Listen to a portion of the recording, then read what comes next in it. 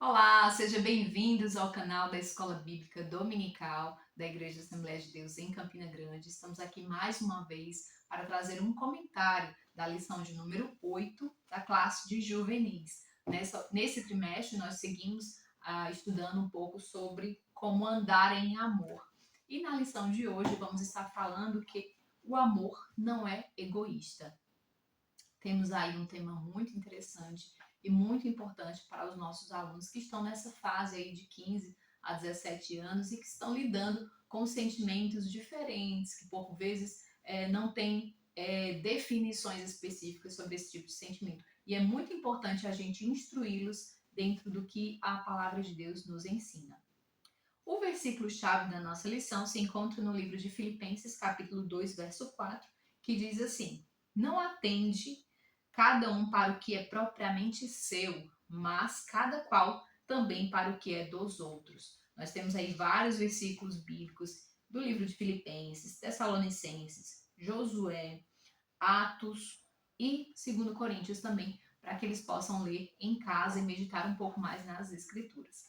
A leitura bíblica traz a passagem de Filipenses capítulo 2, do versículo 1 ao 11, e os versículos 14 ao 18. Os objetivos da nossa lição estão em falar sobre o egoísmo e os seus males, refletir sobre como está o amor nesses últimos tempos e estimular a batalha pessoal contra o egoísmo. E aí nós vamos começar a nossa aula falando um pouco sobre essas definições, né? O que é o egoísmo? O autor da nossa lição, ele traz a etimologia da palavra. Do latim, egoísmo, essa parte ego significa eu, e ismo, que é um sufixo usado para designar uma doutrina, um dogma, uma ideologia. Então, no caso, egoísmo significa que é um sentimento que elege o eu como o centro de tudo, ou seja, é um amor exagerado por si mesmo, né? Só tem atenção aos próprios interesses, não quer saber dos outros. E aí, dentro da questão bíblica, a gente vai entender que o egoísmo é, na verdade, uma obra da carne. E essa obra da carne, ela tem algumas características específicas que vêm como a ambição, né? Esse sentimento de que tudo é seu, tudo é propriamente seu. A questão da rivalidade, né? Que é você contra o mundo. E o sentimento faccioso, ou seja, tudo que for interesse alheio vai entrar em conflito comigo. Esses são algumas diferenciações que a gente precisa deixar muito claro na mente dos nossos alunos. A nossa lição vai abordar algumas questões voltadas para esse assunto. Por exemplo, o egoísmo é contrário ao amor próprio. Por quê? Por que tem essa diferenciação? O egoísmo, ele nasce do orgulho e é a consideração excessiva por si mesmo. É bem diferente do amor próprio que a gente estudou na lição de número 4, que vai falar sobre a questão de considerar a si mesmo, né? E o amor próprio, ele abre espaço para o altruísmo, que é totalmente o contrário do egoísmo. O egoísmo diferente do egocentrismo. Qual a diferença entre esses dois, né? O egoísmo não considera a razão nem o ego dos outros, né? O egoísmo, ele é praticamente o centro de tudo. Todo o interesse está no eu. Quais são os males do egoísmo? Dando sequência aqui na nossa lição rapidamente. Os males do egoísmo entra a questão de que se você vive como centro de tudo, você acaba fechando as portas, porque você acaba não recebendo as bênçãos de Deus. Se tudo é para você, você se fecha, você não ajuda o próximo, você não serve os outros, não serve a sua igreja, então, se tudo é para você, você também não vai receber as bênçãos de Deus. Outro exemplo é um testemunho, na verdade, uma passagem bíblica, onde fala de Ananias e Safira. E aí vai falar sobre as consequências do egoísmo deles. Eles tinham uma propriedade, né, nos primeiros anos, os primeiros crentes da igreja em Jerusalém, Ananias e Safira tinham uma propriedade, venderam essa propriedade, reteram uma parte dos lucros e disseram para a igreja que estavam doando tudo. Só que essa mentira ao Espírito Santo teve uma consequência. E a consequência foi a morte dos dois. Isso mesmo. Essa passagem se encontra em Atos capítulo 2, versículo 32, 34, 42 até o 47. Então, é importante destacar essa passagem bíblica para os seus alunos. O que acontece nesses últimos tempos, né? Primeiro que a gente vai abordar a questão do esfriamento do amor. A Bíblia fala que vivemos em meio a virtudes.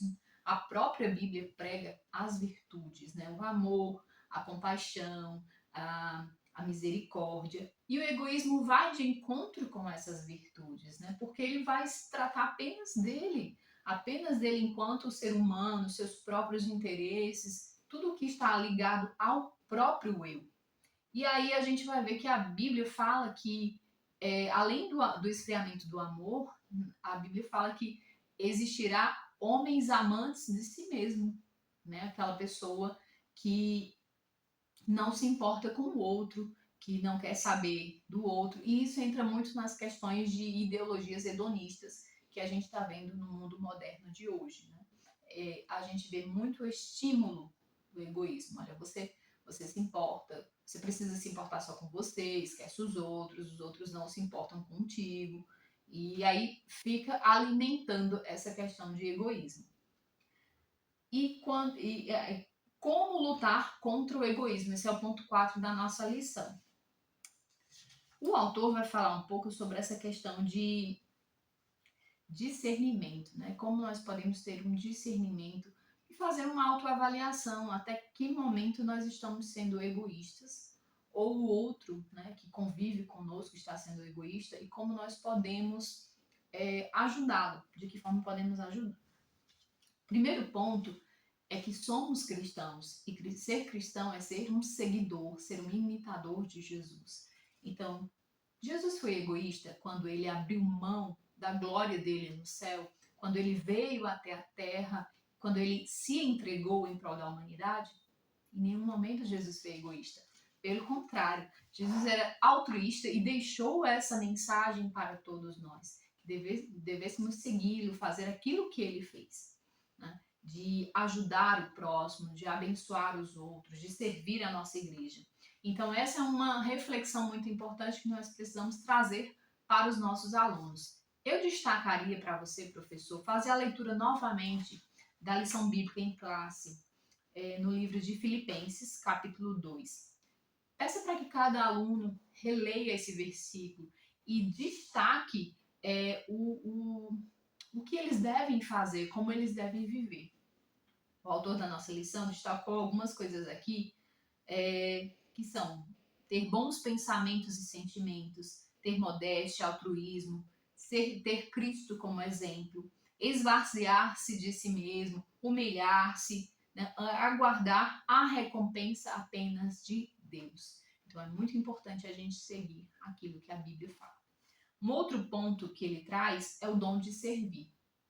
Quando a gente começa a servir a nossa igreja, quando a gente começa a servir o outro, os nossos pais, os nossos amigos, os professores da sala de aula, a gente vai diminuindo esse eu, diminuindo esse pensamento, esse sentimento de ser apenas eu. Nós vamos vendo as necessidades do outro, nos compadecendo dele, ajudando na medida que podemos. Então isso vai fazer com que o seu ego vá se diminuindo. Até o ponto de você negar a si mesmo, que é o último ponto, tópico aqui da nossa lição. Quando negamos a si mesmo, quando estamos negando as nossas vontades, os nossos desejos em prol de servir o outro, nós vamos ver nascer dentro da gente o verdadeiro amor ágape, que é aquele amor que doa, o amor verdadeiro, o amor genuíno, o amor que Deus deixou para nós como exemplo. Então, quem focar em cuidar somente da própria vida terrena, irá perdê-la. Mas se o nosso foco for a vida eterna, então nós temos um trabalho muito árduo para viver. Coloque isso em mente do seu aluno, do seu adolescente, para que ele possa viver de acordo com a palavra de Deus. Tem uma dinâmica que traz aqui na nossa lição, na parte de interação.